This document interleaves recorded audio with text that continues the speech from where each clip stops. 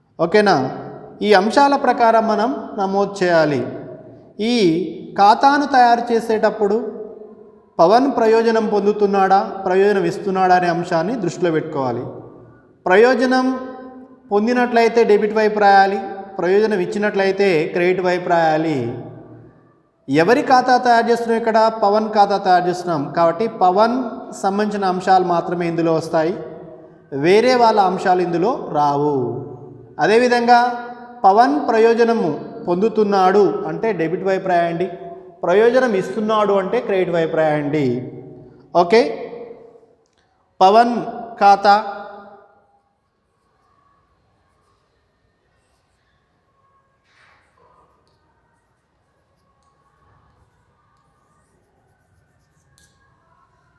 Okay. Pawan నుండి సరుకు కొనుగోలు, నేను ఆల్రెడీ చెప్పాను మీకు ఈ పదాలు: నుండి, నుంచి, చేత, ఇలాంటి పదాలు వచ్చినట్లు ఇటువైపు రాయండి. ఇక్కడ కు కానీ కీ కానీ ఒకవేళ ఉన్నట్లయితే అలాంటి సందర్భాల్లో ప్రయోజనం పొందుతున్నట్టు, ఇలాంటి సందర్భాల్లో ప్రయోజనం ఇస్తున్నట్టు. ఇలాంటి సందర్భాల్లో ప్రయోజనం పొందుతున్నట్టు పవన్, ఇలాంటి సందర్భాల్లో ప్రయోజనం ఇస్తున్నట్టు, అది గుర్తుపెట్టుకోండి. ఇక్కడ 2018 మార్చ్ 1వ తారీఖు బై కొనుగోలు,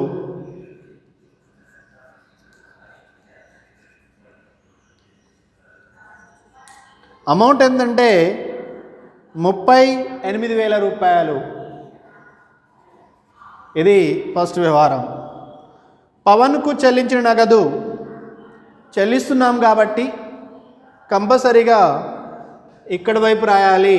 ఎన్నో తారీఖు అంటే 6వ తారీఖు 2018 మార్చ్ 6వ తారీఖు. టు నగదు ఖాతా అని రాయండి.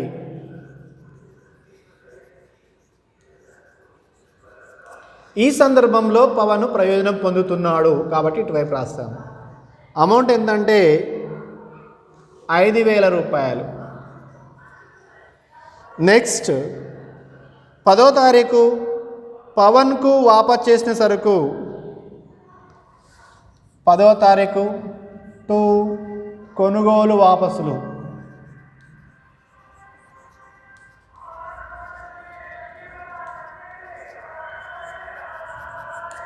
అమౌంట్ ఎంతంటే 1,500 రూపాయలు. నెక్స్ట్ 14వ తారీఖు చెక్కు ద్వారా పవన్కు చెల్లింపు, ఈ సందర్భంలో కూడా ప్రయోజనం పొందుతున్నాడు. To bank. అదేవిధంగా ఇక్కడ 20వ తారీఖు అని ఇచ్చాడు, 20వ తారీఖు అది కూడా 14వ తారీఖే. టు డిస్కౌంట్.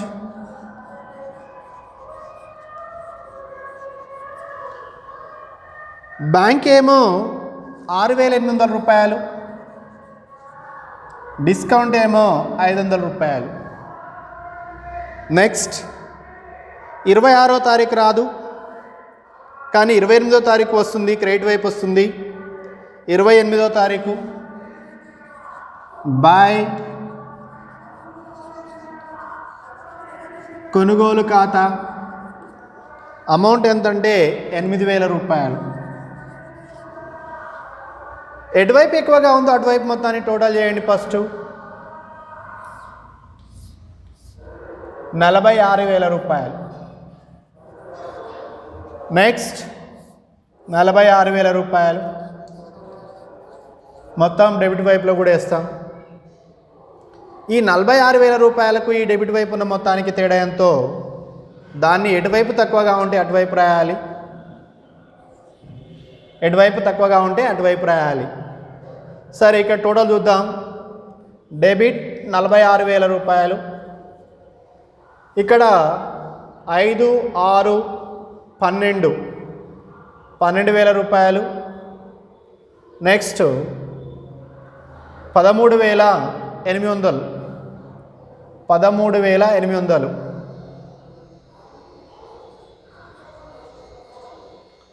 0 0 2 2 32,200 రూపాయలు. ఈ ఖాతాలో క్రెడిట్ వైపు ఎక్కువగా ఉంది కాబట్టి ఈ నిల్వ అనేది ఏం చేస్తామంటే ఎటువైపు తక్కువగా ఉంటే అటువైపు వేస్తాం. ఇటువైపు తక్కువ ఉంది కాబట్టి క్రెడిట్ వైపు ఏమో 46,000 రూపాయలు, డెబిట్ వైపు ఏమో 13,800 రూపాయలమ్మ. క్రెడిట్ వైపు 46,000 రూపాయలు, డెబిట్ వైపు ఏమో 13,800 రూపాయలు. కాబట్టి ఈ లెక్క ప్రకారం ఇటువైపు తక్కువగా ఉంది కాబట్టి ఈ రెండింటి మధ్య ఉన్న తేడా కూడా ఏం చేస్తామంటే తక్కువ ఉన్న వైపు అంటే డెబిట్ వైపు తక్కువ ఉంది కాబట్టి డెబిట్ వైపే వేస్తాం. 32,200 రూపాయలు. లాస్ట్ డేట్ ఎప్పుడు సార్ అంటే మార్చిలో 31st 2 తేల్చిన నిల్వ. ఇది పవన్ ఖాతా. మళ్ళొకసారినండి, ఈ లెక్క ప్రకారం ప్రయోజనం పొందినట్లయితే పవన్ ప్రయోజనం పొందినట్లయితే ఇటువైపు రాయాలి. కాబట్టి ప్రయోజనం ఇచ్చినట్లయితే ఇటువైపు రాయాలి. గుర్తుపెట్టుకోండి, కొనుగోలు అంటే పవన్ అనేటోడు మనకు ప్రయోజనం ఇస్తున్నాడు కాబట్టి ఇటువైపు రాయండి. కొనుగోలు అన్నాడు, ఇలాంటి సందర్భంలో కూడా ప్రయోజనం ఇస్తున్నాడు పవన్ అనే వ్యక్తి కాబట్టి ఇటువైపు రాస్తున్నాం. సార్ ఈ పదాలు ఇవి కాకుండా మేము ఎట్లా గుర్తుపట్టాలి అంటే మనకిచ్చిన వ్యవహారంలో నుండి కానీ నుంచి కానీ చేత కానీ ఒకవేళ పదాలు ఉన్నట్లయితే అలాంటి సందర్భాలలో పవన్ అనే వ్యక్తి ప్రయోజనం ఇస్తున్నట్టు. ఇటువైపు వచ్చినట్లయితే పవన్ ప్రయోజనం పొందుతున్నట్లయితే అలాంటి సందర్భాల్లో ఇక్కడ నమోదు చేస్తాము. చెల్లించిన నగదు పవన్ ప్రయోజనం పొందుతున్నాడు, వాపసులు ఇస్తున్నాము ప్రయోజనం పొందుతున్నాడు, చెక్ ఇస్తున్నాము ప్రయోజనం పొందుతున్నాడు. ఈ రెండు కూడా ఒకటే కాబట్టి ఈ సందర్భంలో మనం ఇస్తున్నాం కాబట్టి ఈయన ప్రయోజనం పొందుతున్నాడు కాబట్టి ఇలాంటి సందర్భంలో డెబిట్ వైపు నమోదు చేస్తాం. సార్ మనం ప్రయోజనం ఇస్తున్నది ఎట్లా గుర్తుపట్టాలి? పవన్కు చెల్లించిన నగదు, పవన్కు ఇచ్చిన వాపసులు, పవన్కు చెక్కు ద్వారా చెల్లింపు, ఇలాంటి సందర్భాలలో పవన్ ప్రయోజనం పొందుతున్నాడు. ప్రయోజనం పొందుతున్నాడా లేదా అనేది గుర్తుపట్టాలి అంటే కు కానీ కీ కానీ పదాలు ఉన్నట్లయితే అలాంటి సందర్భాల్లో పవన్ అనే వ్యక్తి ప్రయోజనం పొందుతున్నాడు. ఇలాంటి సందర్భాలలో ప్రయోజనం ఇస్తున్నాడు, పవన్ అనే వ్యక్తి ప్రయోజనం ఇస్తున్నాడు. ఇది గుర్తుపెట్టుకోవాలి. మొత్తం టోటల్ చేసినట్లయితే క్రెడిట్ వైపు 46,000 రూపాయలు, డెబిట్ వైపు 13,800 రూపాయలు. ఈ రెండింటి మధ్య ఉన్న తేడా ఎంత అంటే 32,200 రూపాయలు. మనకు ఈ ఖాతాలో డెబిట్ వైపు తక్కువగా ఉంది కాబట్టి డెబిట్ వైపు రాయాలి. ఈ రెండింటి మధ్య వచ్చిన తేడా కూడా ఇది ఎట్లా వచ్చింది సార్ అంటే క్రెడిట్ టోటల్కి డెబిట్ టోటల్కి మధ్య ఉన్న వ్యత్యాసమే 32,200. ఒకవేళ ఇంకో లెక్కలో ఇటువైపు ఎక్కువగా ఉండి ఇటువైపు తక్కువ ఉందనుకోండి, అప్పుడు బై తేల్చి నిల్వని రాస్తాం. ఇది మనం గుర్తుపెట్టుకోవాల్సిన అంశం. ఇది లెక్క నెంబర్ 10. నెక్స్ట్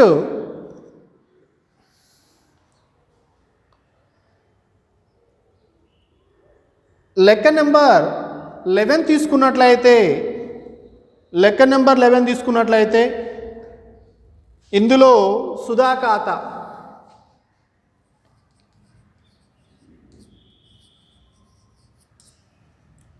సుధా ఖాతా ఇందులో కూడా కు కానీ కీ కానీ ఒకవేళ పదాలు ఉన్నట్లయితే నుంచి, నుండి,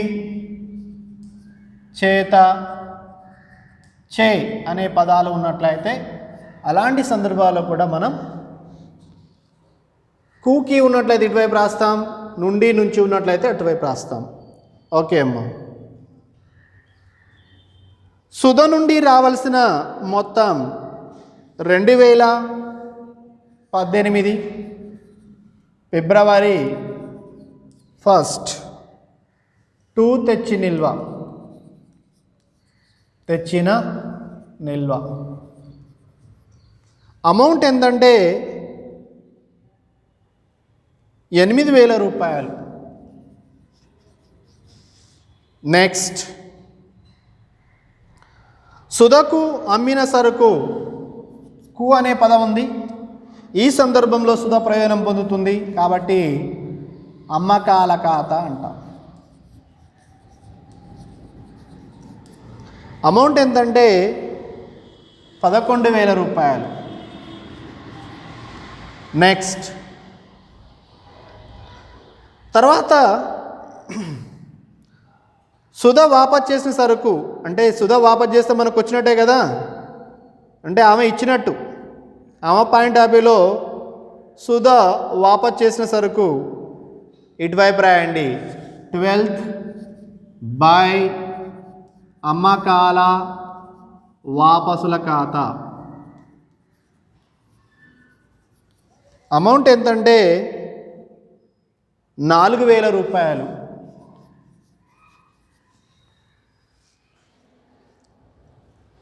తర్వాత సుధ నుంచి వచ్చిన నగదు 16వ తారీఖు బై నగదు ఖాతా. అమౌంట్ ఎంతంటే 3,000 రూపాయలు. నెక్స్ట్,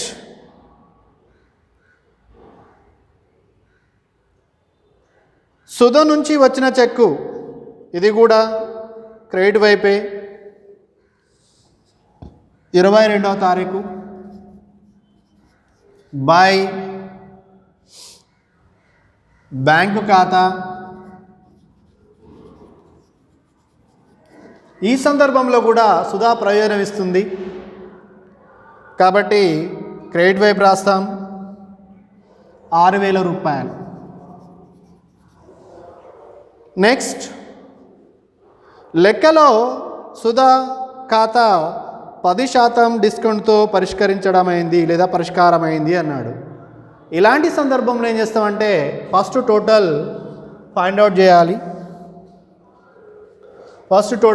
చేయాలి. ఎటువైపు ఎక్కువ ఉందో దాన్ని మొత్తం ఫైండ్ అవుట్ చేయాలి. 19,000 రూపాయలు. నెక్స్ట్, ఇది మొత్తం కూడా 19,000 రూపాయలు వేయండి. ఓకే, ఇక్కడ ఉన్నది ఎంతంటే 13,000 రూపాయలు. డెబిట్ వైపు 19,000 రూపాయలు, క్రెడిట్ వైపు 13,000 రూపాయలు. తేడా ఎంతంటే 6,000 రూపాయలు. డిస్కౌంట్ ఈజ్ ఈక్వల్ 6,000 రూపాయలు ఇంటూ 10/100 అంటే డిస్కౌంట్ 600 రూపాయలు. ఓకే, 6,000 నుంచి 600 రూపాయలు తీసినట్లయితే మిగిలింది ఏంటంటే 5,400 రూపాయలు. ఈ 5,400 రూపాయలు ఏం చేస్తామంటే చెక్కు ద్వారా చెల్లిస్తారంట. చెక్కు ద్వారా అంటే చెక్కు రాయండి, బ్యాంకు ద్వారా అంటే బ్యాంకు రాయండి. ఇక్కడ ఏం అనలేదు కాబట్టి అంటే నగదు ద్వారా చెల్లిస్తున్నట్టు. ఈ ఖాతాలో ఎటువైపు తక్కువగా ఉందో అటువైపు బై నగదు అని రాయండి. లాస్ట్ డేట్ ఎంతంటే ఫిబ్రవరి 28. చెల్లించే మొత్తం ఎంతంటే లాస్ట్ తుది పరిష్కారంగా 5,400 రూపాయలు బై నగదు ఖాతా 5,400 రూపాయలు బై డిస్కౌంట్ కూడా వాడే ఇచ్చాడు. డిస్కౌంట్ మనం క్యాలిక్యులేట్ చేసాం. డిస్కౌంట్ ఖాతా ఎంతంటే 600 రూపాయలు. ఇందాక లెక్కలోనేమో ఏమి చెప్పలేదు కాబట్టి తేల్చి నిల్వని రాసాం. ఇక్కడ తుది పరిష్కారం అన్నాడు, డిస్కౌంట్తో అన్నాడు కాబట్టి ఇలాంటి సందర్భాలు ఏం చేయాలంటే ఫస్ట్ ఎక్కడ ఎక్కువగా ఉందో టోటల్ చేసినాం. ఇక్కడ తక్కువగా ఉంది కాబట్టి టోటల్ తీసుకున్నాం. ఈ టోటల్కి మధ్య ఉన్న తేడా ఫైండ్ అవుట్ చేసినాం. అది కనుక్కున్న తర్వాత దాని మీద డిస్కౌంట్ క్యాలిక్యులేట్ చేసినాం, 600 రూపాయలు వచ్చింది. 6,000 రూపాయలకు 600లకు తేడా ఏంటంటే 5,400 రూపాయలు. నగదు ద్వారా చెల్లిస్తున్నారు కాబట్టి ఎటువైపు తక్కువగా ఉంటే అటువైపు బై నగదు ఖాతా అని రాస్తాం, బై డిస్కౌంట్ ఖాతా అని రాస్తాం. అప్పుడు డెబిట్ ఈజ్ ఈక్వల్ క్రెడిట్ అవుతుంది, అంటే సమానం అవుతుంది. ఇది లెక్క చేసే విధానం. ఓకే.